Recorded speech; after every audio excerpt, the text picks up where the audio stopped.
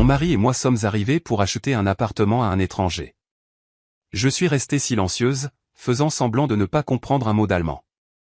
Et puis j'ai entendu une phrase et je me suis figée, incapable d'en croire mes oreilles.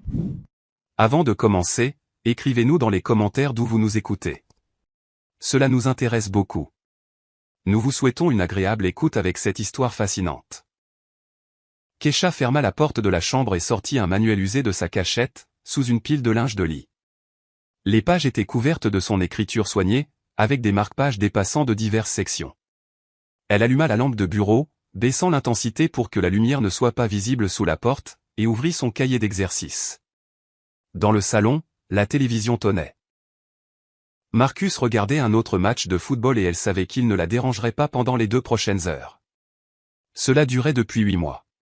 Chaque soir, lorsque son mari travaillait tard ou était absorbé par ses propres activités, Kesha s'asseyait avec ses manuels. Au début, ce n'était que de la curiosité. Une publicité pour des cours de langues étrangères gratuits en ligne était apparue sur Internet. Puis, cela l'avait happée. Elle aimait découvrir quelque chose de nouveau, sentir son cerveau travailler, percevoir comment les mots formaient des phrases et commencer progressivement à comprendre une langue étrangère. C'était comme résoudre un puzzle, mais en beaucoup plus excitant. Mais elle ne dit rien à Marcus, et elle n'en avait pas l'intention. Il y a 2 ans, lorsqu'elle s'était enthousiasmée pour des cours d'art floral, il s'était moqué d'elle si fort que son désir s'était éteint de lui-même. « Kesha, tu te rends compte que ce n'est pas sérieux, n'est-ce pas ?» avait-il dit à l'époque, sans même lever les yeux de sa tablette. « Tu vas gaspiller de l'argent, y aller un mois et abandonner comme toujours. »« Je n'abandonne pas tout comme toujours », avait-elle essayé d'objecter.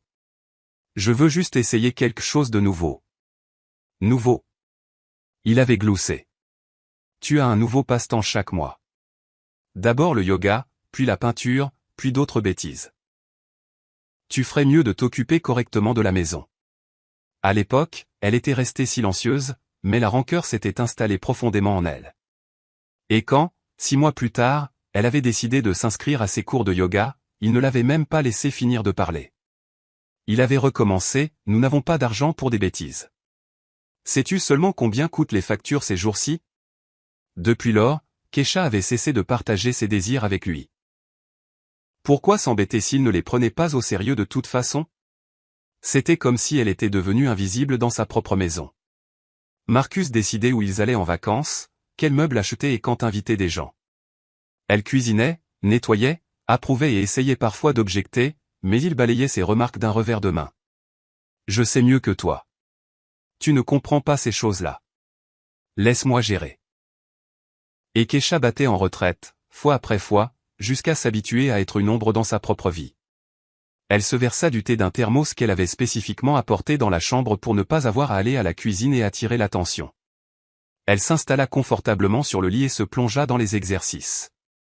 Elle prononçait les mots dans un murmure, vérifiant sa prononciation via une application sur son téléphone, écouteurs sur les oreilles. Elle aimait le sentiment d'avoir un secret, quelque chose à elle que Marcus ne connaissait pas et ne contrôlait pas. C'était son petit espace de liberté dans un monde où tout le reste avait cessé de lui appartenir depuis longtemps. Environ 1 heure plus tard, les cris d'un commentateur lui parvinrent du salon. On aurait dit que quelqu'un avait marqué un touchdown. Kesha leva la tête et écouta. Marcus commentait bruyamment quelque chose, probablement au téléphone avec un copain. Elle distinguait sa voix excitée, son rire. Il n'avait pas ri comme ça avec elle depuis si longtemps. Elle soupira et retourna à son manuel, essayant de ne pas penser à quel point leur vie avait changé. Quand ils s'étaient mariés il y a 15 ans, tout était complètement différent. Marcus était attentionné et intéressé par son opinion. Ensemble, ils rêvaient de l'avenir, se promenaient le soir en se tenant la main, faisaient des projets et riaient de broutilles. Il l'appelait son rayon de soleil et disait quelle était la meilleure chose qui lui soit jamais arrivée. Kesha croyait chaque mot. Elle était heureuse juste d'être près de lui, écoutant ses rêves de carrière, de grandes maisons et des enfants qu'ils auraient un jour. Mais au fil des années, quelque chose avait changé. Marcus était devenu plus dur, plus sûr de lui. Il avait commencé à bien gagner sa vie et semblait avoir décidé qu'il avait désormais le droit de diriger unilatéralement leur vie. Kesha travaillait comme comptable dans une petite entreprise. Son salaire était modeste, à peine suffisant pour l'épicerie et ses dépenses personnelles. Marcus ne manquait jamais une occasion de lui rappeler que c'était lui qui nourrissait la famille, payait le prêt immobilier, la voiture et les vacances. Sans moi, où serais-tu, disait-il quand ils se disputaient. Dans un studio loué avec 3 colocataires, voilà où. Kesha restait silencieuse parce qu'au fond, elle avait peur qu'il ait raison. Que sans lui, elle ne s'en sortirait vraiment pas. Qu'elle était trop faible, trop indécise, trop ordinaire. Ils n'avaient pas d'enfants.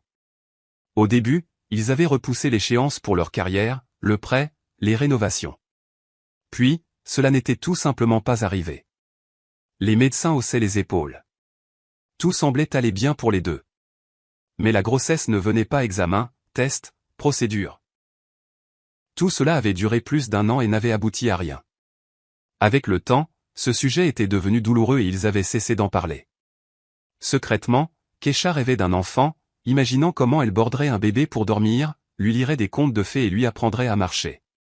Mais elle avait peur de le dire à haute voix, craignant que Marcus ne dise encore quelque chose de blessant, que c'était de sa faute, qu'elle ne pouvait même pas faire cette seule chose. Ces derniers mois, un mur s'était dressé entre eux. Il restait plus souvent tard au travail, rentrant tard, fatigué et irritable. Au dîner, il répondait par monosyllabes, le nez dans son téléphone.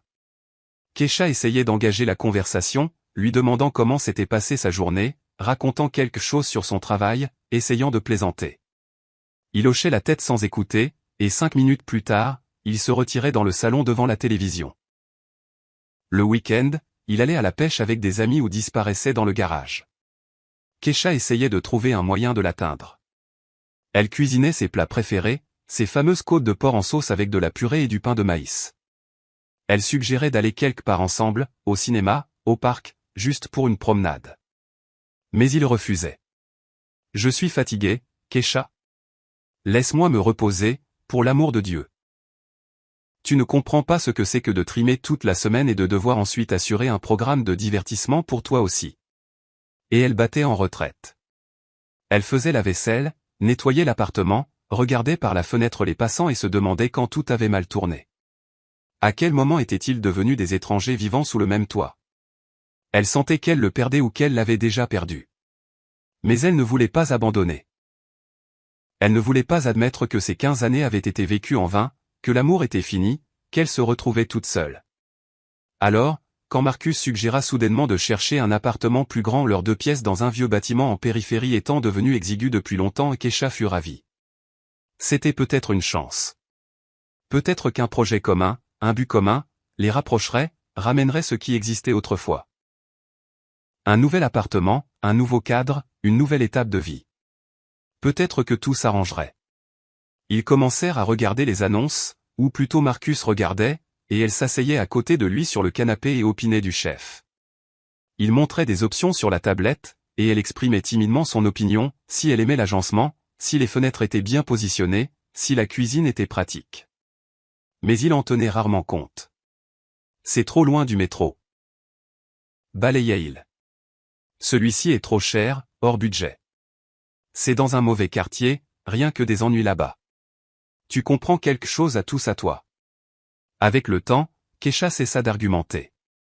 Elle restait simplement assise en silence, regardant l'écran, perdue dans ses pensées. Les semaines de recherche se transformèrent en mois. Ils allaient aux visites le week-end, d'abord avec enthousiasme, puis de plus en plus résignés, et à chaque fois quelque chose n'allait pas. L'agencement était bizarre. Les voisins étaient bruyants. Le bâtiment était trop vieux. La cour n'avait pas de parking ou le prix était trop élevé. Marcus était éternellement insatisfait, chipotant sur de petits détails, se disputant avec les agents immobiliers. Kesha était fatiguée de ses courses interminables, de son irritation constante, du sentiment d'inutilité de tout cela. Parfois, il lui semblait qu'il cherchait exprès des défauts pour ne pas acheter d'appartement, pour retarder le moment. Pourquoi? Elle ne comprenait pas. Et puis un soir, alors qu'elle était assise avec ses manuels à faire un autre exercice de grammaire, Marcus fit irruption dans la chambre. Il ne frappa même pas. Il ouvrit la porte à la volée. Kesha sursauta et réussit à peine à refermer le cahier, le fourrant sous son oreiller. Son cœur battait la chamade. Et s'il avait remarqué? Kesha, regarde. Il lui tendit son téléphone avec une annonce, ne prêtant aucune attention à sa confusion. C'est celui-là. Un 4 pièces de 110 mètres carrés. Bon quartier, et le prix est acceptable. Un étranger le vend. Un Allemand. On va le voir demain. Kesha reprit son souffle. Il semblait n'avoir rien remarqué. Elle prit le téléphone et parcourut la description. L'appartement avait vraiment l'air bien. Des pièces lumineuses avec de hauts plafonds, une grande cuisine, 2 salles de bain, un balcon vitré. Les photos étaient de haute qualité, professionnelles. Il était évident que le propriétaire prenait soin des lieux. Les parquets brillaient, les murs étaient fraîchement peints, les meubles étaient solides et sans usure. C'est magnifique, dit-elle prudemment en examinant les photos. Pourquoi vend-il? Il retourne dans son pays. C'est écrit juste là. Marcus reprit le téléphone comme si elle l'avait regardé trop longtemps. Il a vécu ici plusieurs années pour le travail. Contrat terminé. Il rentre? Je l'ai déjà contacté. Rendez-vous demain à 11h. Tu viens? Bien sûr que je viens, répondit Kesha. Eh bien, c'est super. J'espère que cette option fonctionnera parce que je suis fatigué de courir partout chaque week-end. Il s'étira et bâilla. Bon, je vais finir de regarder le match. Pourquoi es-tu assise ici? Je lis juste un peu avant de dormir. Il se tournait déjà vers la porte. Juste, ne veille pas trop tard. On doit se lever tôt demain. Il partit en fermant la porte derrière lui, et Kesha resta assise sur le lit, fixant le vide. Un Allemand, un étranger. Quelque chose s'alluma en elle. Elle ressortit le cahier de sous l'oreiller, ouvrit la dernière page où elle notait de nouveaux mots et expressions. Ses connaissances étaient déjà assez décentes. Elle pouvait lire des textes simples, comprenait les dialogues dans les films sans sous-titres, et essayait même parfois d'écrire de courtes notes pour s'entraîner. Son instructeur de cours en ligne la félicitait pour ses progrès, disant qu'elle avait une bonne prononciation et un sens de la langue. Et si? La pensée vint soudainement et lui sembla à la fois folle et tentante. Et si, lors de la rencontre avec le vendeur, elle ne disait pas qu'elle comprenait la langue, qu'elle restait juste silencieuse, faisant semblant de ne pas connaître un mot? Marcus parlerait sûrement à cet Allemand dans sa langue natale. Son mari se vantait toujours qu'après ses voyages d'affaires en Europe, il avait considérablement amélioré son niveau de conversation.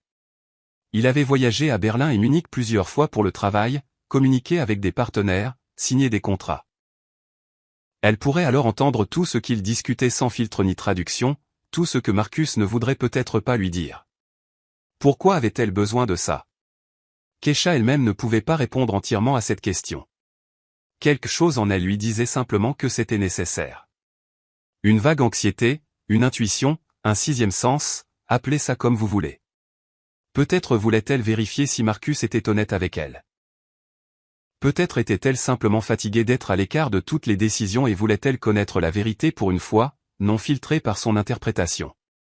Ou peut-être voulait-elle simplement utiliser son savoir secret au moins une fois dans sa vie, pour sentir qu'elle n'était pas aussi simple et impuissante qu'il le pensait. Elle se coucha mais ne put s'endormir pendant longtemps.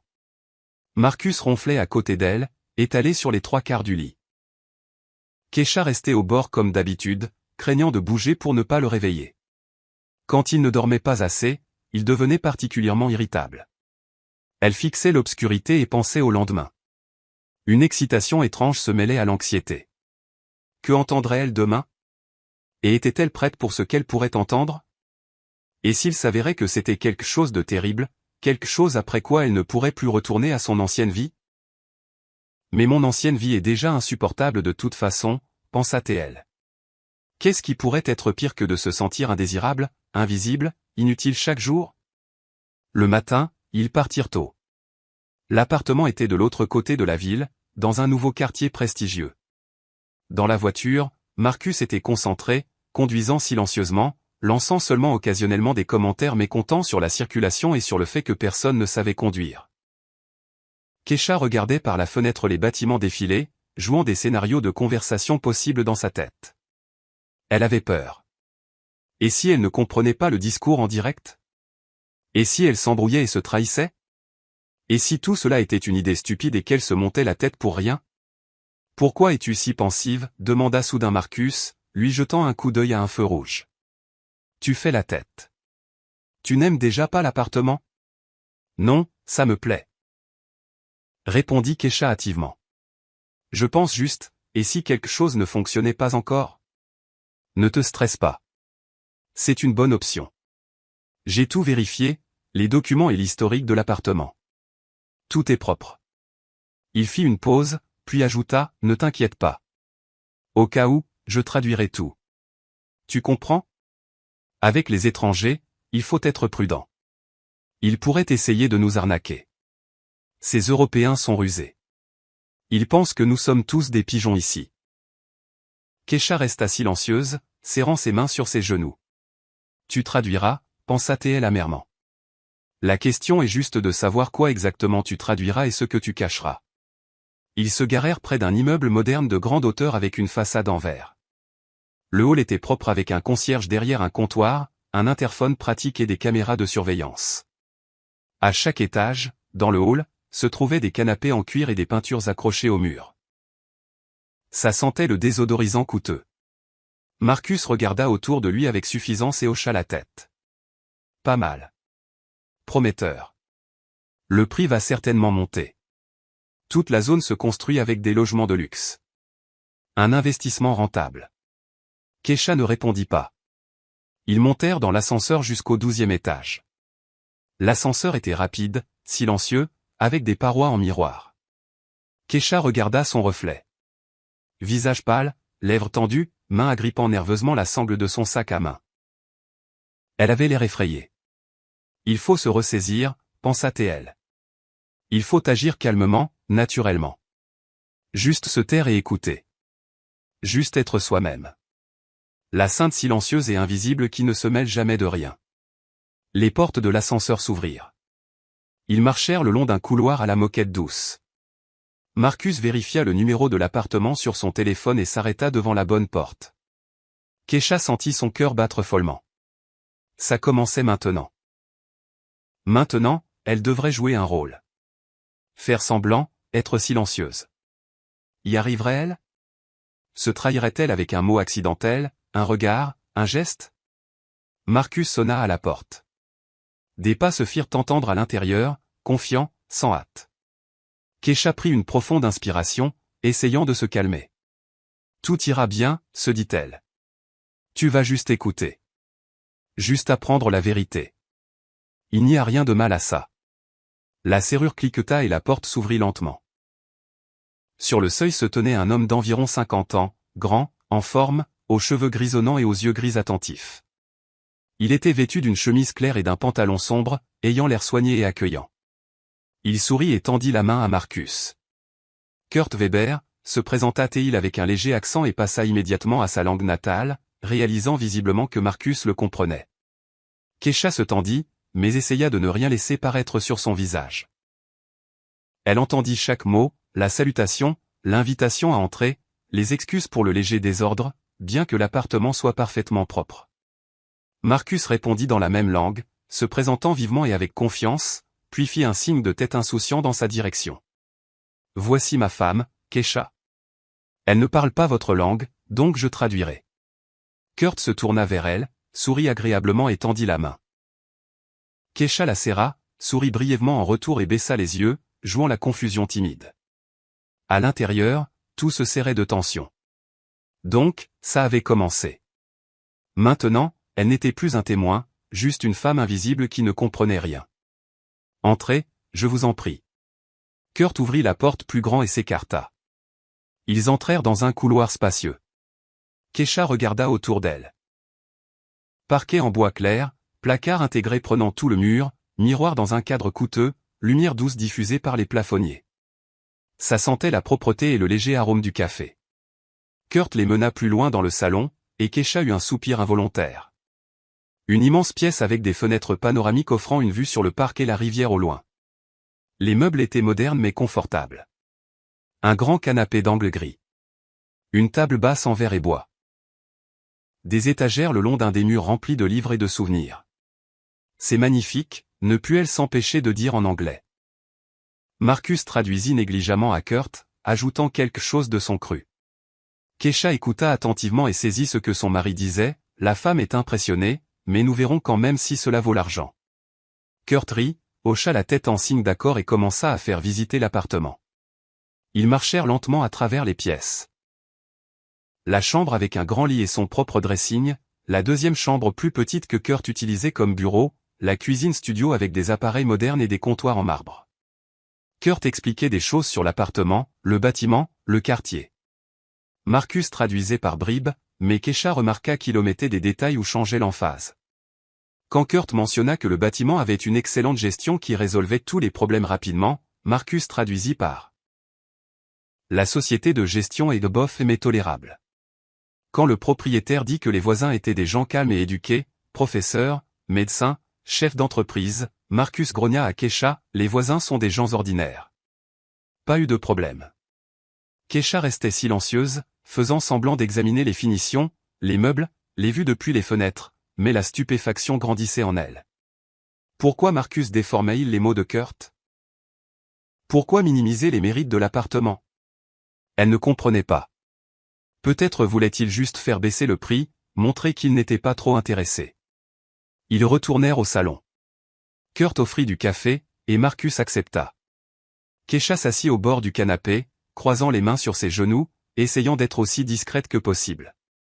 Kurt alla à la cuisine et elle entendit le bruit de la machine à café, le cliquetis des tasses. Marcus faisait les 100 pas dans la pièce, examinant les livres sur les étagères, les photos encadrées au mur. « Alors, tu aimes » demanda-t-il à Kesha en anglais sans se retourner. « Beaucoup » répondit-elle honnêtement. « L'appartement est merveilleux. »« Ouais, pas mal. » Il se gratta le menton. « Bien que le prix soit gonflé, il va falloir marchander. » Kesha voulut dire quelque chose mais resta silencieuse. Kurt revint avec un plateau portant 3 tasses de café et une assiette de biscuits. Il le posa sur la table basse et s'assit dans le fauteuil en face d'eux. Kesha prit une tasse, le remerciant d'un signe de tête. Le café était fort, aromatique, du vrai, pas de l'instantané. Kurt reprit la parole, cette fois sur un ton plus sérieux. Kesha écouta attentivement. Il expliqua qu'il vivait dans cet appartement depuis 3 ans. Il aimait beaucoup cet endroit, mais son contrat avec une entreprise locale était terminé et il devait rentrer chez lui auprès de sa famille. Sa femme et ses enfants adultes étaient restés là-bas et lui manquaient. Il parlait chaleureusement avec une légère tristesse, disant qu'il était dommage de se séparer de l'appartement, mais qu'il n'avait pas le choix. Marcus écouta, hocha la tête, puis traduisit brièvement pour Kesha, il dit qu'il part pour le travail. Contrat terminé. Kesha fronça les sourcils intérieurement. Pourquoi ne lui avait-il pas parlé de la famille, du fait que Kurt était triste de partir? Ces détails rendaient le propriétaire plus humain, plus compréhensible, mais Marcus n'avait apparemment pas jugé nécessaire de les transmettre. Ensuite, la conversation porta sur les détails de la transaction. Kurt nomma un prix. C'était élevé mais juste pour un tel appartement dans un tel quartier. Marcus fronça les sourcils et secoua la tête. Trop cher. Dit-il à Kesha en anglais, puis il repassa à l'allemand et commença à négocier avec Kurt. Kesha observait leur conversation. Marcus parlait avec assurance, citant des arguments, le marché immobilier est instable, les prix chutent, ils ont d'autres options moins chères. Kurt objectait doucement mais fermement. L'appartement était en excellent état, la zone était prestigieuse, tous les documents étaient propres, il pouvait emménager immédiatement après la signature. Marcus ne reculait pas, offrant un prix 20% inférieur. Kurt secouait la tête, disant que c'était une trop grosse remise. Il ne pouvait pas accepter. Kesha était assise, serrant la tasse dans ses mains, se sentant superflue, comme si elle n'était pas là du tout, comme si ce n'était pas son appartement, pas sa future maison, pas sa vie. Juste un décor, une figurante silencieuse dans une pièce où tous les rôles étaient déjà distribués. La négociation dura environ 20 minutes. Finalement, ils s'accordèrent sur un prix de compromis légèrement inférieur au prix initial, mais pas assez pour que Kurt soit perdant. Les hommes se serrèrent la main, satisfaits. Marcus afficha un large sourire. « D'accord, dit-il à Kesha. J'ai eu une bonne remise. Tu vois comment il faut leur parler? Ils s'adoucissent immédiatement quand ils sentent que tu n'es pas un pigeon. » Kesha sourit faiblement en réponse. Kurt dit quelque chose et elle tendit l'oreille, écoutant attentivement.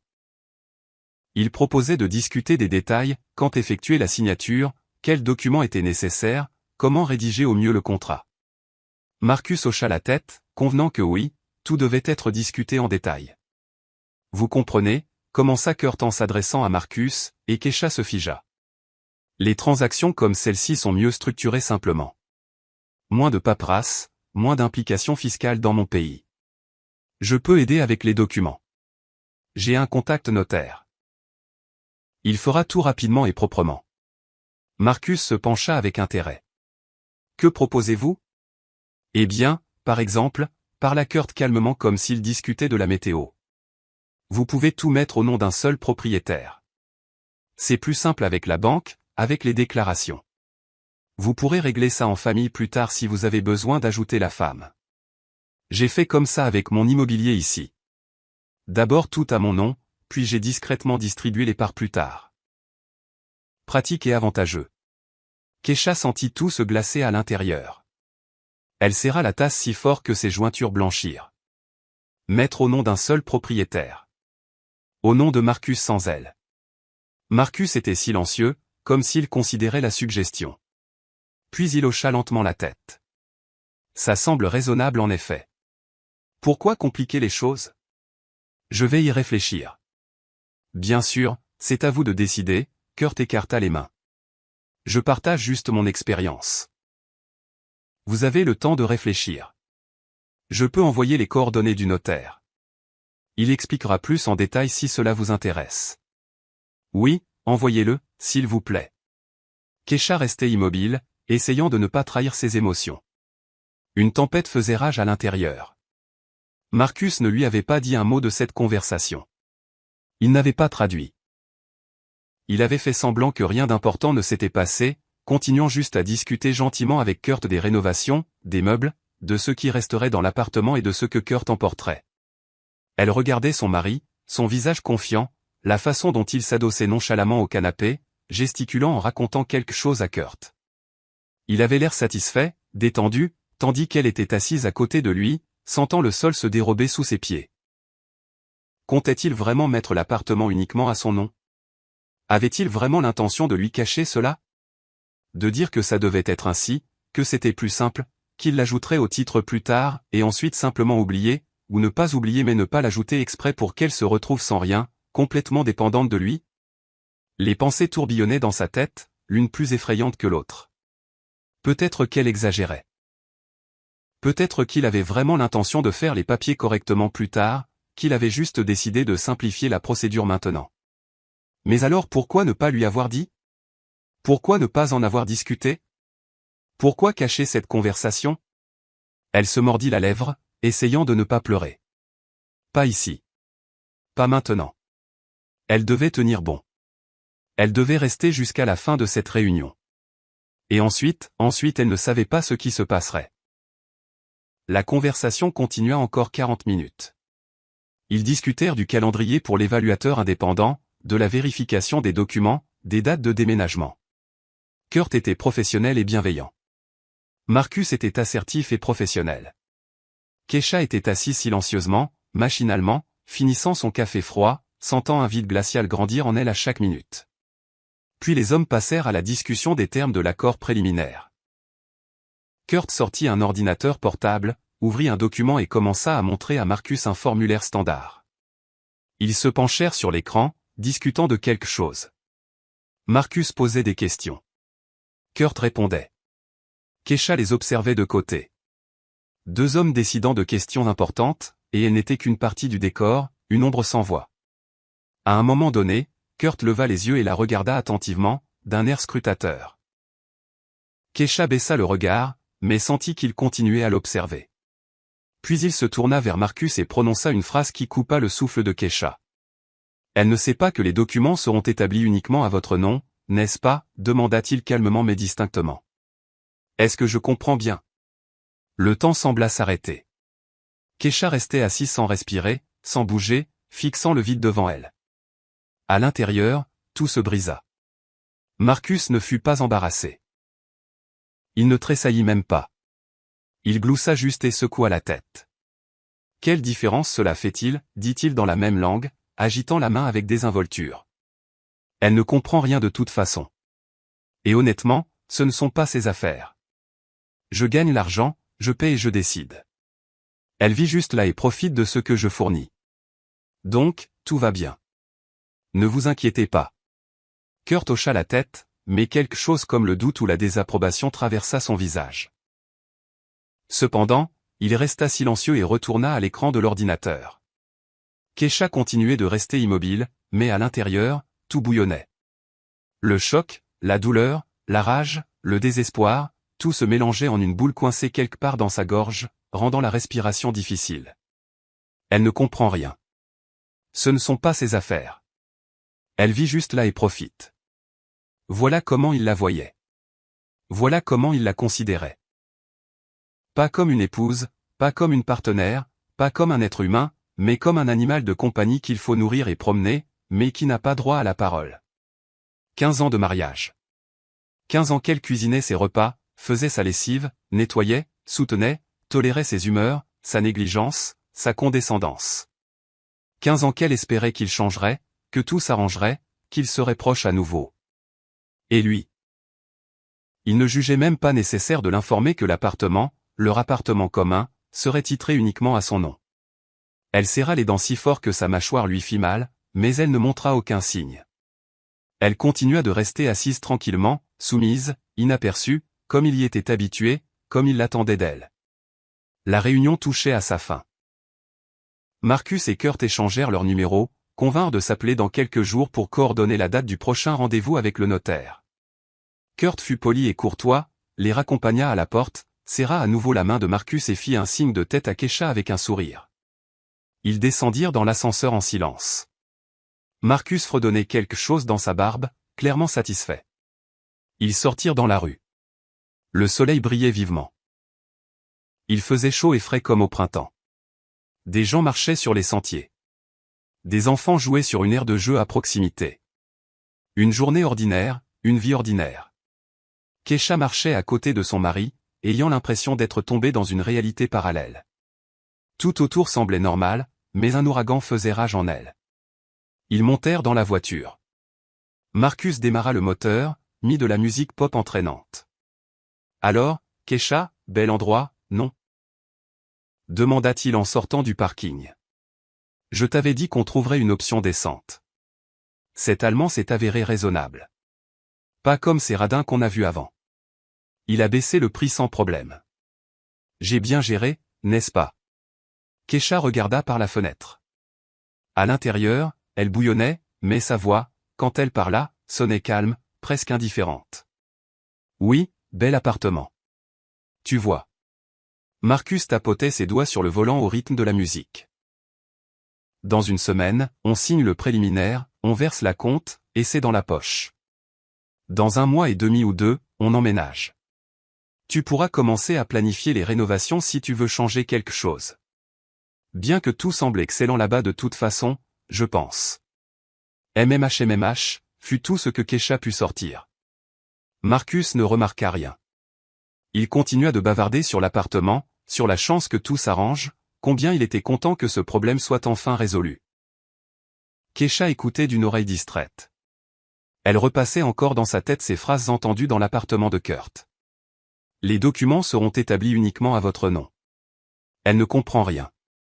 Ce ne sont pas ses affaires. Chaque mot coupé comme un couteau.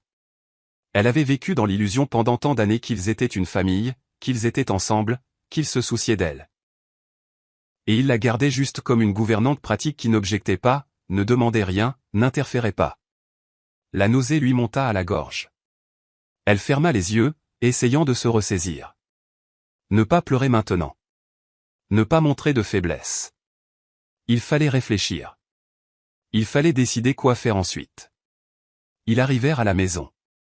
Marcus s'affala immédiatement sur le canapé et alluma la télé. Kesha alla à la cuisine, se versa de l'eau et la but d'un trait. Ses mains tremblaient. Elle posa le verre dans l'évier et s'appuya contre le comptoir, regardant par la fenêtre les cours grises de leur quartier. Et maintenant? Que peut-elle faire? Si elle lui demande directement pourquoi il veut mettre l'appartement à son nom, il trouvera sûrement une belle explication. Il dira que c'est plus simple pour les impôts, qu'il mettra tout à leurs 2 noms plus tard, qu'elle ne comprend pas ses affaires et de ne pas s'inquiéter. Et elle? Elle le croirait probablement parce qu'elle veut croire, parce que c'est effrayant d'admettre que la personne avec qui elle a vécu la moitié de sa vie n'est pas celle qu'il prétend être. Mais maintenant elle connaît la vérité. Elle a entendu ses mots, son ton, son attitude. Elle ne comprend rien. Il n'a même pas essayé de cacher son mépris parce qu'il était sûr qu'elle n'entendrait pas, ne comprendrait pas, ne découvrirait pas. Kesha se redressa. Non, assez. Assez d'être pratique, silencieuse, soumise. Assez de fermer les yeux sur la vérité et d'espérer que tout s'arrangera tout seul. Elle retourna dans le salon. Marcus regardait un talk show, riant aux blagues de l'animateur. Kesha s'arrêta dans l'embrasure de la porte, le regardant. Cette personne avait l'intention de la tromper, de la priver d'un toit, de la laisser sans rien. Et il pensait qu'elle ne le découvrirait même pas. Marcus, appela-t-elle. MMH. Il ne quitta pas l'écran des yeux. Je dois te parler. Plus tard, Kesha. Tu ne vois pas que je suis occupé? Avant, elle aurait battu en retraite, serait partie, serait restée silencieuse, aurait reporté la conversation. Mais pas maintenant. Pas aujourd'hui. Non, maintenant. Il tourna la tête, la regardant avec surprise. Il y avait une telle fermeté dans sa voix qu'il ne l'avait probablement jamais entendue auparavant. Pourquoi tu t'énerves? Il fronça les sourcils. Il s'est passé quelque chose? Il s'est passé quelque chose.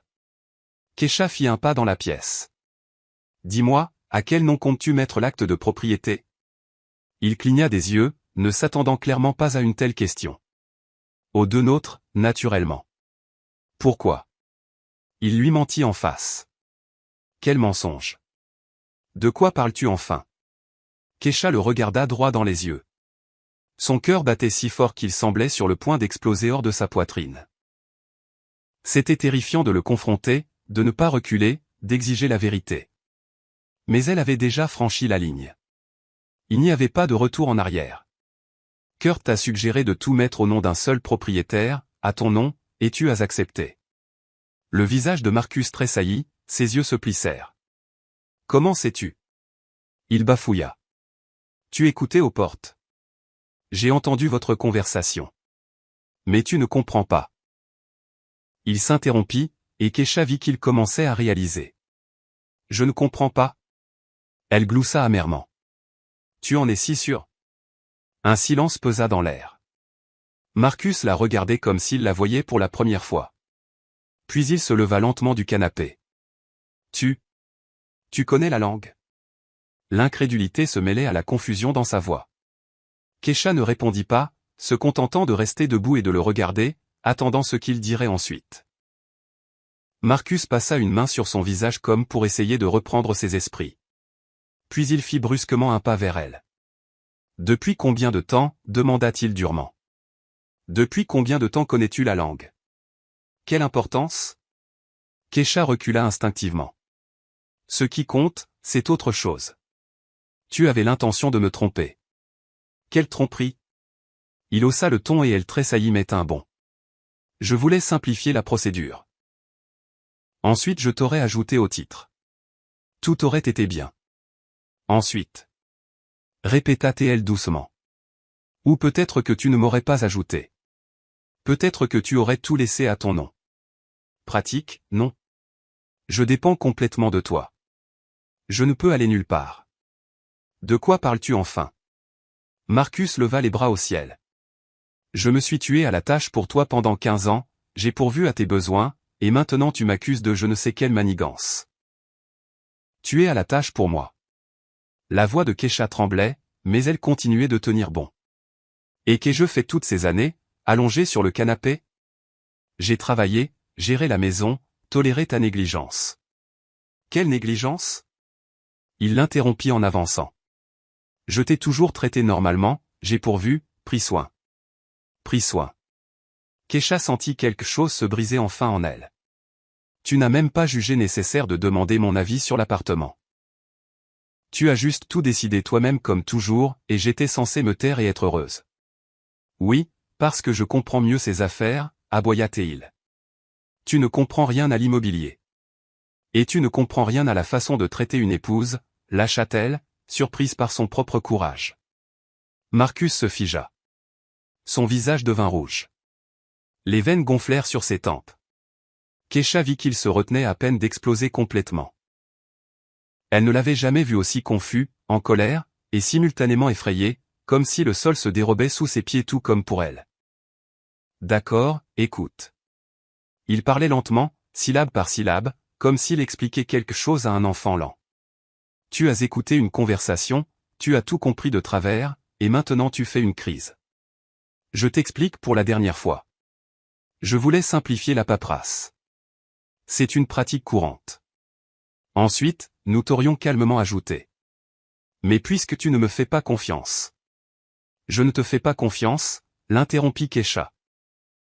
Parce que j'ai entendu ce que tu as dit à Kurt. Elle ne comprend rien de toute façon. Ce ne sont pas ses affaires.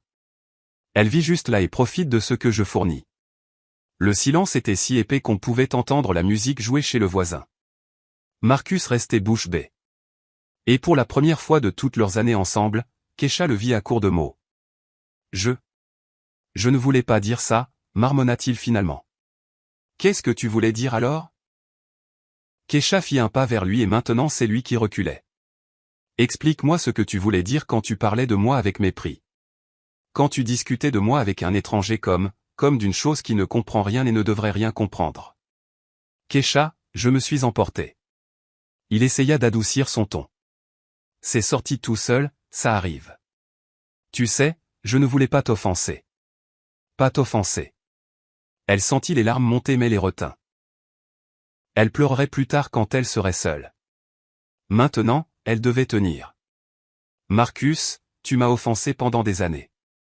Chaque jour, avec chaque mot, chaque regard, chaque décision que tu prenais pour moi. J'ai enduré. J'espérais que les choses changeraient. Je pensais que c'était temporaire, que tu étais juste fatigué au travail, que tu étais stressé, mais maintenant je réalise que tu ne me respectes tout simplement pas, tu ne m'as jamais respecté. Ce n'est pas vrai. Il haussa la voix à nouveau. Je te respecte. Alors pourquoi n'as-tu pas jugé nécessaire de me dire que l'appartement serait à ton nom? Elle parlait de plus en plus fort, sentant quelque chose de chaud et d'inarrêtable monter en elle. Pourquoi le cacher? Pourquoi en discuter avec un étranger mais pas avec moi? Marcus faisait les 100 pas dans la pièce comme un animal piégé. Puis il s'arrêta brusquement, la fixa. Et d'où est venue l'idée d'apprendre la langue de toute façon? Demanda-t-il, et quelque chose de piquant apparut dans sa voix. Pourquoi as-tu gardé le silence à ce sujet? Pourquoi le cacher? Peut-être que tu as tes propres secrets, hein? Kesha sursauta de surprise. Elle ne s'attendait pas à ce qu'il retourne tout à l'envers. Je ne l'ai pas caché, dit-elle plus doucement. Je n'ai juste rien dit parce que je savais que tu rirais. Comme tu as ri de l'art floral, du yoga, de tout ce qui m'intéressait. N'exagère pas, il agita la main. J'ai juste dit la vérité. Tu commences constamment quelque chose et tu abandonnes. J'abandonne parce que tu as tué tout désir en moi, cria Kesha, effrayée par la force de sa propre voix. Elle ne criait jamais. Jamais. Chaque fois que j'ai essayé de commencer quelque chose, tu as dit que c'était stupide, pas sérieux, inutile. Tu m'as convaincu que je n'étais capable de rien. Et je l'ai cru. J'ai cru que j'étais vraiment aussi faible, insensé, sans valeur. Je n'ai pas dit ça. Objecta Marcus. Mais sa voix semblait moins assurée. Peut-être pas avec ces mots, mais le sens était exactement celui-là. Kesha s'étreignit comme si elle avait froid. Tu sais ce qui est le plus effrayant? J'ai commencé à croire que je méritais ce traitement, que je devais être reconnaissante que tu sois avec moi, que sans toi, je n'étais personne. Marcus était silencieux, regardant le sol. Kesha attendait qu'il dise quelque chose, réfute, prouve qu'elle avait tort, mais il se taisait. Dis quelque chose au moins, demanda-t-elle avec lassitude.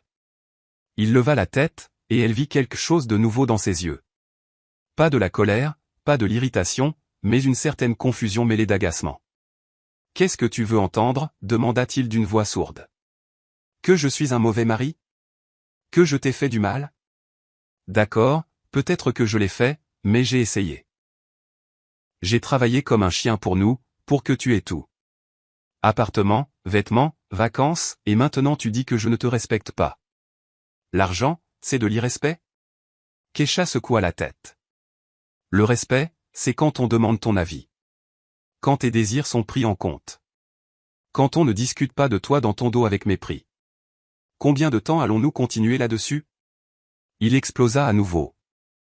J'ai déjà expliqué. C'est sorti tout seul. Kurt a demandé lui-même. J'ai répondu sans réfléchir. Sans réfléchir? Kesha sourit amèrement. Quand une personne parle sans réfléchir, elle dit la vérité. Ce qu'elle pense réellement. Et tu as montré ce que tu penses réellement de moi. Marcus serra les poings et pendant un moment, Kesha eut peur. Et s'il la frappe? Mais il se tourna seulement et marcha vers la fenêtre, fixant la rue. Tu exagères, dit-il sans se retourner. Tu fais d'une mouche un éléphant. Je suis un bon mari. Je soutiens la famille. Je ne bois pas. Je ne cours pas les filles. Beaucoup à ta place seraient heureuses.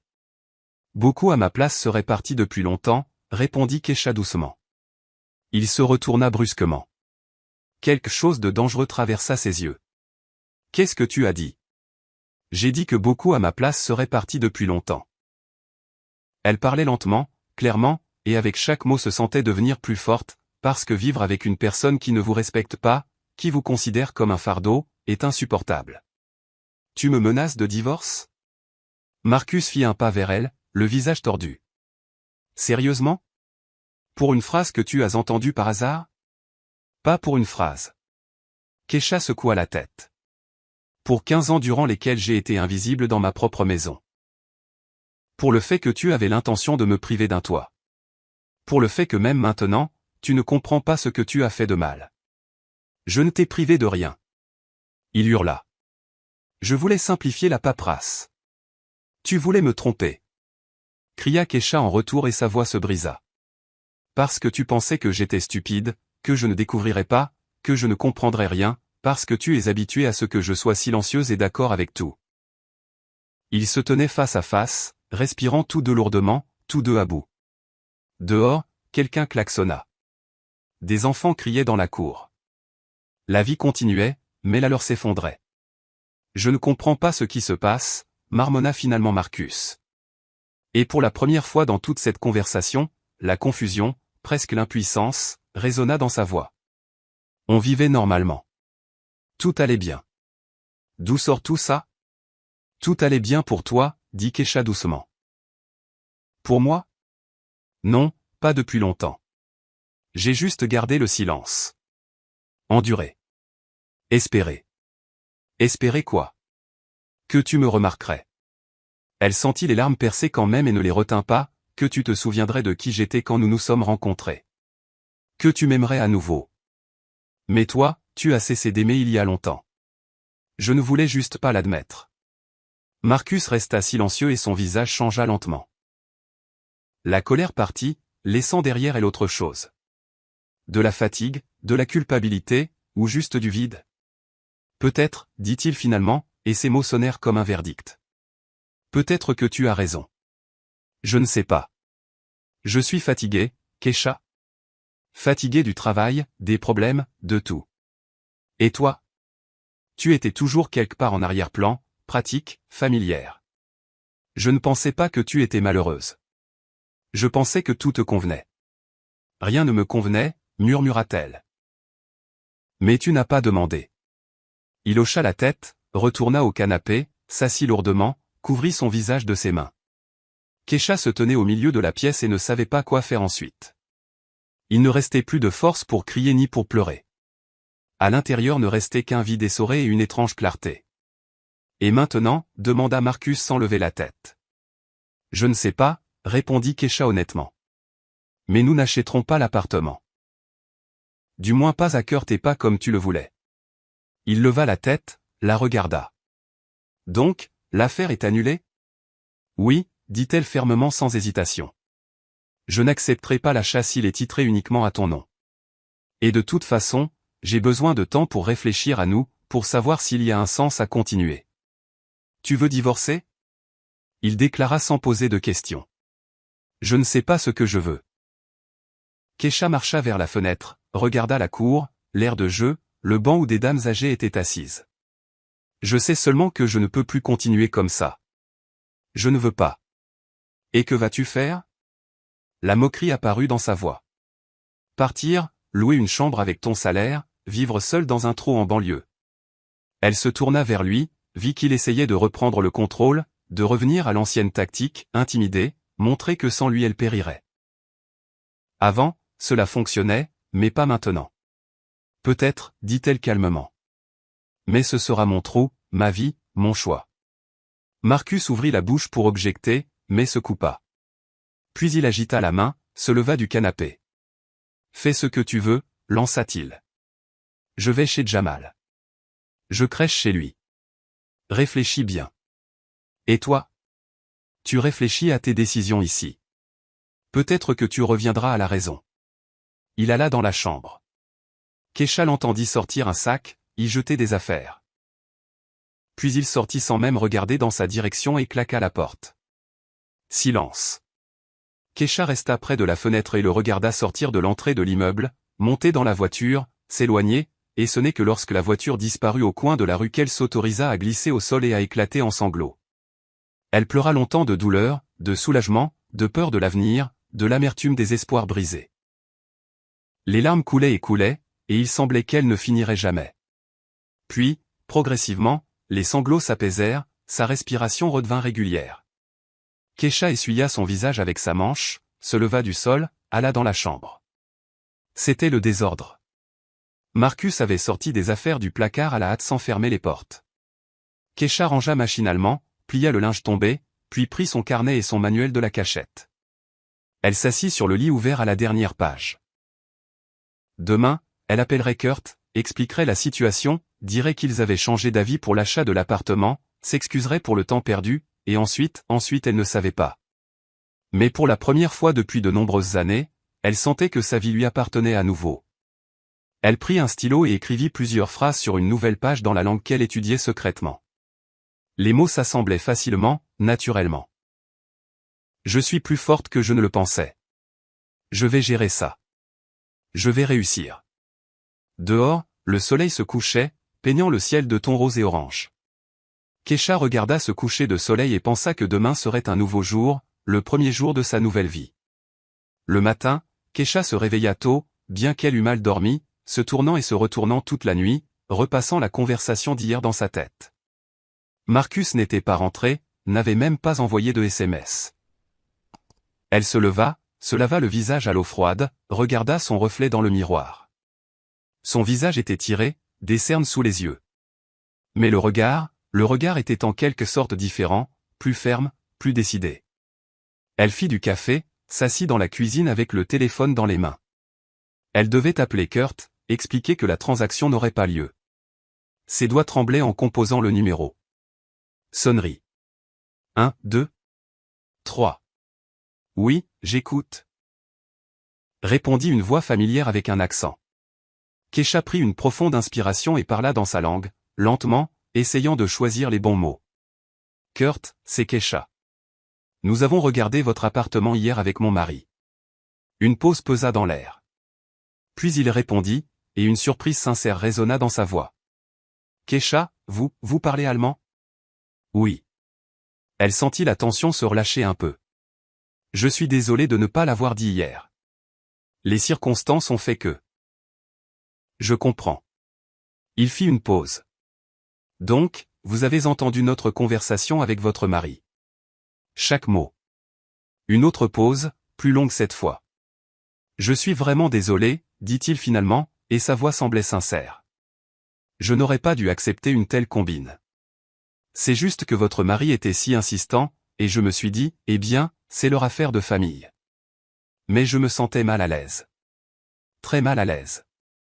Vous n'êtes pas à blâmer. Keisha regarda par la fenêtre le ciel gris du matin. J'appelle pour dire que nous n'achèterons pas l'appartement. Désolé pour le temps perdu. Attendez, dit Kurt rapidement.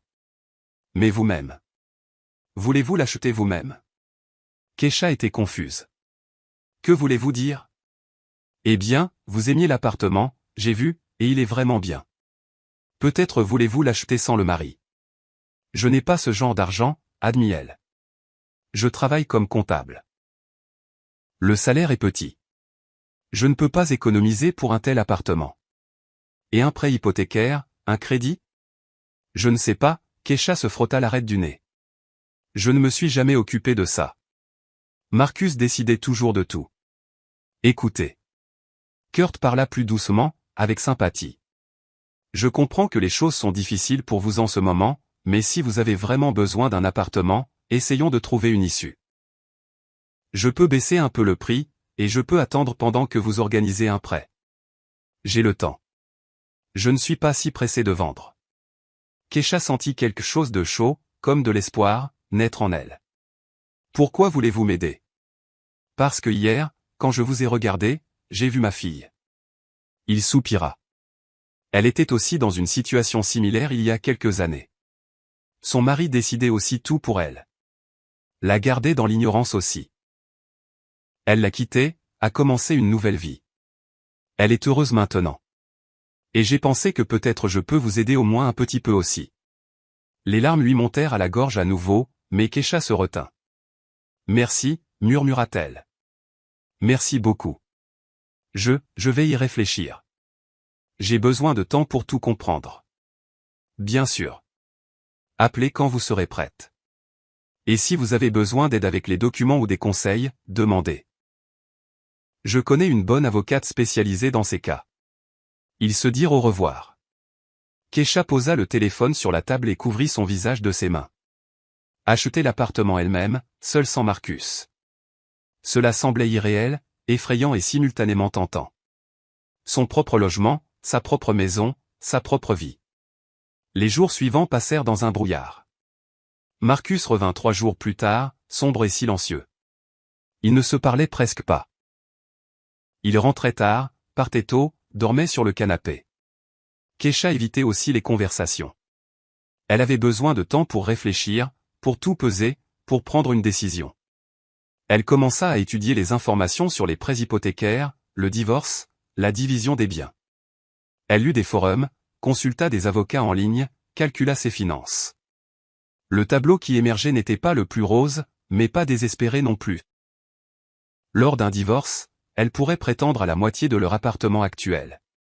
En vendant sa part à Marcus ou sur le marché libre, elle obtiendrait assez pour un apport. Et avec son salaire stable et son historique de travail, la banque approuverait probablement un prêt pour le montant restant. Une semaine plus tard, elle appela Kurt à nouveau. « Je veux essayer d'acheter l'appartement, dit-elle sans préambule. Mais j'aurai besoin de votre aide et de votre patience. » J'ai assez des deux, répondit-il avec un sourire chaleureux dans la voix. Rencontrons-nous pour tout discuter. Ils se rencontrèrent dans un café non loin de l'immeuble de Kurt. Il vint avec un dossier de documents et le numéro de téléphone d'une avocate. Autour d'une tasse de café, ils discutèrent de tous les détails, prix, délai, procédure. Kurt baissa vraiment le prix de 10%. Expliquant qu'il voulait aider et qu'il était plus important pour lui de vendre l'appartement à une bonne personne que d'obtenir un profit maximum. Mais d'abord, vous devez régler votre situation personnelle, dit-il prudemment. Avec le mari. Je ne veux pas m'immiscer dans votre vie de famille, mais vous comprenez que tant que vous êtes mariés, toute transaction majeure nécessitera son consentement. Je sais, Keisha serra la tasse dans ses mains. Je demande le divorce cette semaine. Le dire à voix haute était effrayant, mais simultanément libérateur, comme si elle exprimait enfin ce qui mûrissait en elle depuis longtemps. Ce même jour, elle prit rendez-vous avec l'avocate recommandée par Kurt.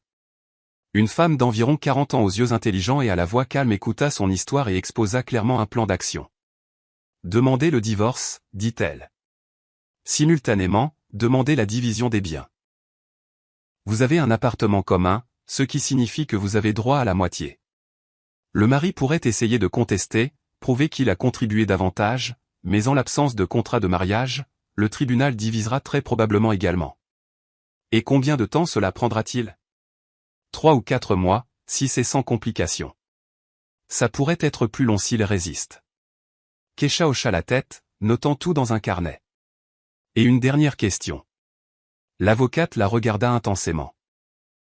Êtes-vous sûr? Sûr de vouloir divorcer? Parce que ce ne sera pas simple émotionnellement, financièrement, moralement.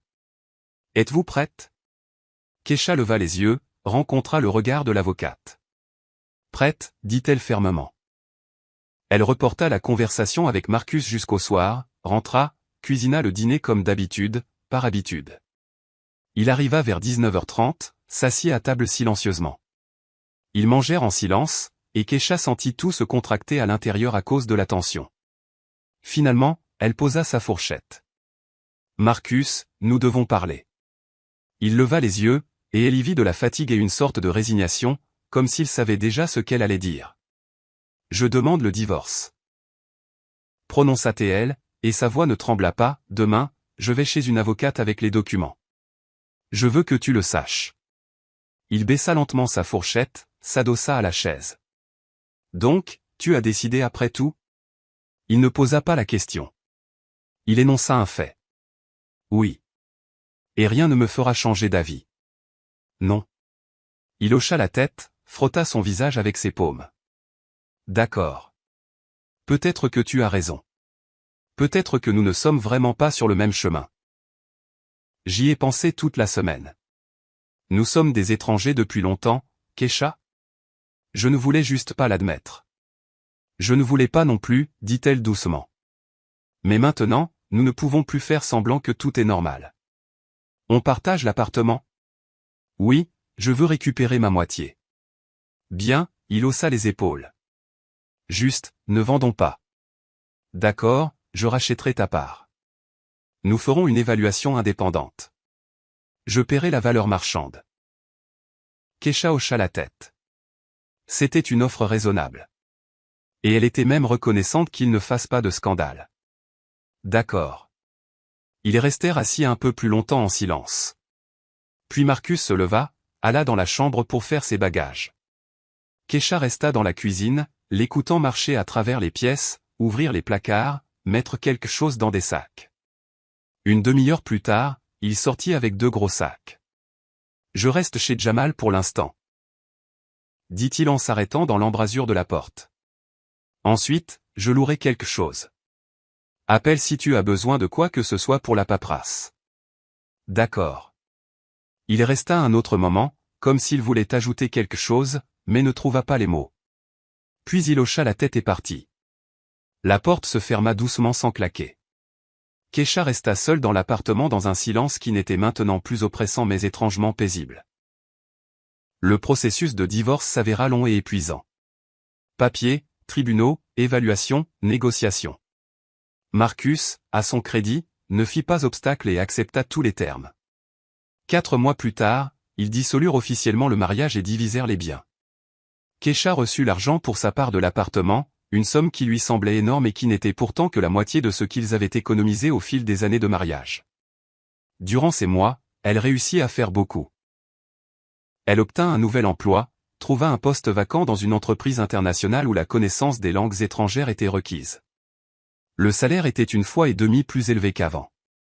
À l'entretien, quand on lui demanda de démontrer ses compétences linguistiques, elle parla avec confiance et fluidité et vit la surprise de l'interviewé. « Où avez-vous étudié » demanda la responsable RH. « Indépendamment » répondit Kesha avec un sourire. « Le soir, pendant 8 mois. » Impressionnant. La femme hocha la tête avec approbation. Nous apprécions les employés aussi déterminés. Le travail s'avéra intéressant et dynamique. Kesha gérait la comptabilité financière pour les succursales européennes de l'entreprise, communiquait avec des collègues étrangers, participait à des conférences en ligne. Pour la première fois depuis de nombreuses années, elle sentait qu'elle faisait quelque chose d'important, qu'elle était valorisée et respectée. Simultanément, elle traitait le prêt hypothécaire. La banque approuva la demande assez rapidement, emploi stable, revenus déclarés, bon historique de crédit. Kurt attendit patiemment, appelant périodiquement pour demander « Comment ça va ? Besoin d'aide ? » Vous êtes très gentil, lui dit Kesha une fois. Tout le monde n'accepterait pas d'attendre si longtemps. Je vous ai dit que je ne suis pas pressé, répondit-il. De plus, je vois à quel point vous essayez. C'est digne de respect. Enfin, tout était prêt. Documents signés, argent transféré, clé remise. Kesha se tenait dans l'appartement vide, son appartement, et ne pouvait pas croire que c'était la réalité. Immense fenêtre, pièce lumineuse, vue sur le parc. Tout cela lui appartenait maintenant, seulement à elle. Kurt laissa une partie des meubles comme promis, le canapé, la table à manger, le lit. Le reste, Keisha l'acheta progressivement, choisissant elle-même selon ses goûts. Accrochant des tableaux, disposant des livres, aménageant le balcon. Chaque petite chose apportait de la joie parce que c'était son choix, sa décision. Elle s'inscrivit à des cours de perfectionnement, un cours intensif sur la comptabilité financière internationale. Les cours avaient lieu le soir et le week-end. Là, elle rencontra des gens intéressants, tout comme elle, qui s'efforçaient de se développer, d'apprendre de nouvelles choses, de changer leur vie. Lors du 3e cours, un homme d'environ 45 ans s'assit à côté d'elle, grand avec un sourire agréable et des yeux attentifs. « Je peux » demanda-t-il en montrant le siège libre à côté. « Bien sûr. » Julian, se présenta-t-il en tendant la main. « Keisha ?»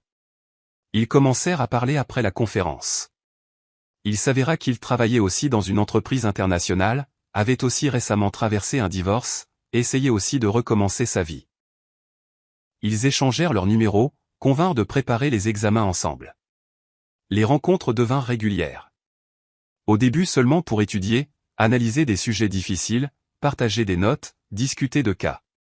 Puis ils commencèrent à aller dans des cafés après les cours, juste pour parler, échanger des nouvelles. Julian était un auditeur attentif. Il n'interrompait pas, ne donnait pas de conseils non sollicités, écoutait et comprenait simplement. « Tu es incroyable », dit-il une fois quand Keisha lui raconta son histoire. Tout le monde ne déciderait pas d'une telle chose. Recommencer tout à zéro à ton âge. À mon âge? Elle gloussa. J'ai 42 ans. Ce n'est pas si vieux. Exactement. Il sourit. C'est l'âge où tout est encore devant soi. Tu comprends ça? Mais beaucoup ne le comprennent pas. Ils restent coincés dans des relations malheureuses parce qu'ils ont peur du changement. J'avais peur aussi, admit Keisha. Mais il s'est avéré que vivre dans la peur est encore pire. Avec le temps, leur relation devint plus chaleureuse, plus proche. Julian ne précipitait pas les choses, ne mettait pas la pression, était juste là.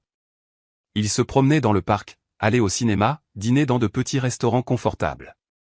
Keisha apprit à faire confiance à nouveau, à s'ouvrir à nouveau, à s'autoriser à être heureuse à nouveau. Un soir, alors qu'ils étaient assis sur son balcon avec des verres de vin, regardant le coucher du soleil, Julian prit sa main. « Je suis très heureux de t'avoir rencontré, » dit-il doucement. « Moi aussi, » répondit Keisha, et elle sentit les larmes monter, de joie cette fois. Un an s'était écoulé depuis le jour où elle avait entendu cette phrase fatale dans l'appartement de Kurt, une année qui avait complètement bouleversé sa vie. Elle se tenait près de la fenêtre de son appartement, regardant la ville inondée de lumière du soir, et pensait au long chemin qu'elle avait parcouru. D'une épouse silencieuse et invisible qui avait peur de prononcer un mot de trop à une femme sûre d'elle qui gère sa propre vie. D'une personne qui cachait ses passe-temps et ses rêves à une personne qui va audacieusement vers ses objectifs. De celle qui dépendait de l'opinion d'autrui à celle qui prend ses décisions elle-même. Le chemin avait été difficile. Il y avait eu des moments où elle voulait tout laisser tomber, retourner au familier, bien que malheureux mais sûr. Il y avait eu des nuits où elle pleurait de solitude et d'incertitude. Il y avait eu des jours où il semblait que rien ne marcherait, qu'elle était trop faible, trop inexpérimentée, trop ordinaire pour faire face. Mais elle avait fait face parce qu'elle avait trouvé en elle une force qu'elle ne soupçonnait pas. Parce qu'elle avait cru en elle quand personne d'autre ne le faisait. Parce qu'elle avait décidé de faire un pas vers l'inconnu malgré la peur. Et maintenant, debout dans son appartement, dans sa maison, elle comprenait que ce qui semblait être la fin s'était avéré être un début. Le début d'une nouvelle vraie vie, une vie où elle choisit son propre chemin. Le téléphone sonna sur la table. Keisha décrocha, vit le nom de Julian sur l'écran. « Salut » dit-elle en souriant. « Oui, je suis à la maison. »« Bien sûr, viens. Je t'attends. » Elle raccrocha et regarda à nouveau par la fenêtre. Devant elle se trouvait toute une vie, sa vie, et elle était prête à la vivre comme elle le voulait. Je suis vraiment ravi que vous soyez ici et que j'ai pu partager mon histoire avec vous. Si vous avez aimé, montrez-le-moi en aimant la vidéo et en vous abonnant à ma chaîne. Voyons combien nous sommes. Écrivez dans les commentaires de quelle ville vous regardez et quelle heure il est. Je suis si curieuse de savoir d'où vous nous écoutez, vous tous, gens merveilleux. Si vous voulez me soutenir un peu plus, Vous pouvez aussi envoyer un petit don. Je partage de nouvelles histoires de vie pour vous chaque jour.